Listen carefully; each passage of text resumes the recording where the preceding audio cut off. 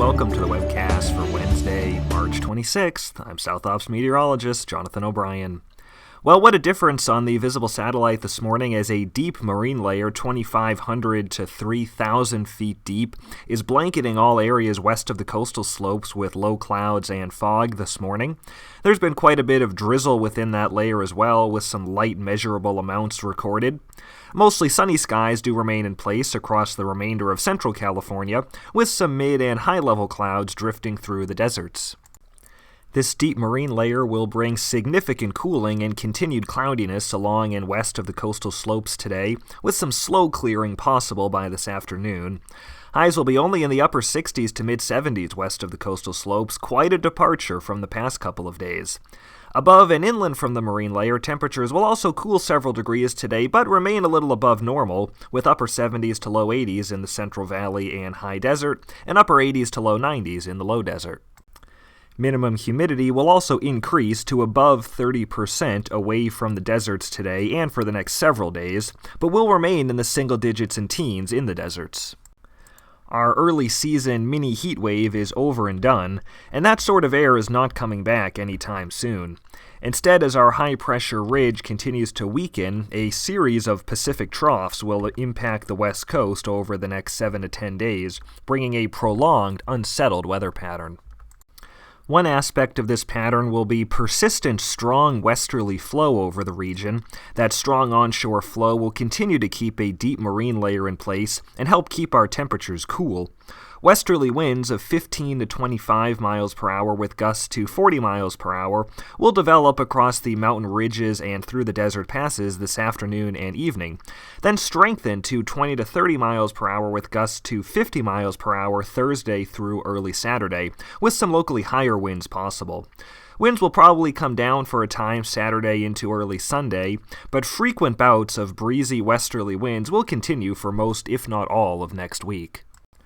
With this unsettled pattern developing, continued steady cooling is expected through Friday, by which time valley highs will drop into the mid-60s to near 70 at best, with 40s and 50s in the lower mountains. Below normal temperatures are likely to continue for all of next week.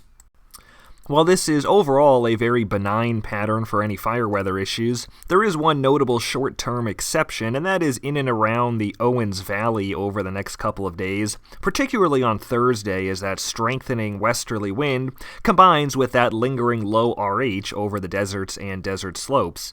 You can see some highlights showing up around that area on the 90th percentile hot, dry, windy index for Thursday. While it's not common, we do occasionally see fires this time of year on the valley bottom and the adjacent slopes below the snow level, where some of the brush is likely still in dormancy, so something to be aware of in and around that area. But otherwise, this will be a cool and at times wet pattern for the foreseeable future. Nothing major for us, at least in the short term, however.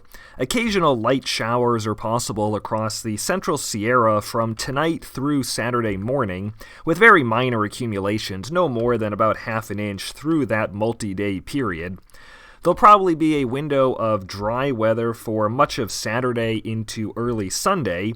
Then a more organized but still minor weather system will likely bring a period of light rain to most of central California Sunday afternoon and Sunday night, with totals maybe up to a half inch to an inch in the wetter foothills and mountains, less elsewhere.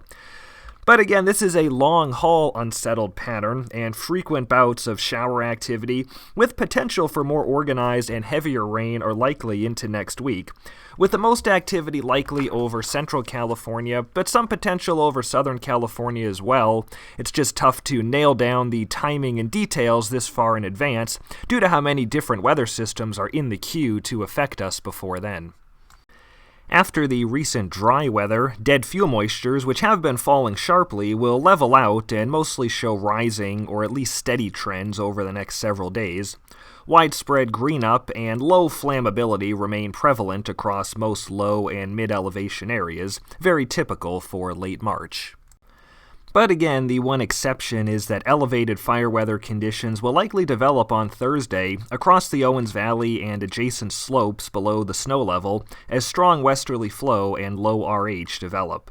If a start were to occur on receptive fuels, rapid rates of spread would be possible. But otherwise, there will be little or no fire activity through the forecast period. That's it for today's webcast. Thanks for joining us. The next one will be on Friday, March 28th.